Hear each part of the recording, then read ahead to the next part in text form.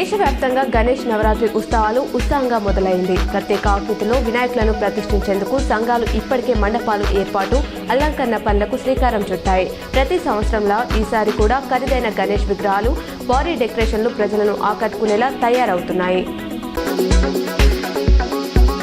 Facebook ద్వారా కార్లను అమ్ముతామని నమ్మించి సెల్ఫ్ డ్రైవింగ్ కోసం కిరాయికి తీసుకున్న కార్ల నంబర్ ప్లేట్లను మార్చి నకిలీ నంబర్ ప్లేట్లతో అమ్మేస్తున్న ముఠాను కామారెడ్డి పోలీసులు అరెస్ట్ చేశారు.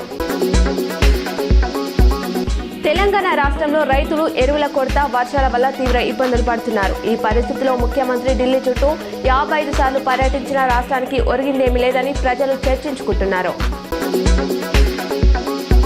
నిజామాబాద్ నగరంలో బైపాస్ చౌరస్తా వద్ద మంగళవారం రాత్రి 108 అంబులెన్స్ ను లారీ ఢీకొట్టింది.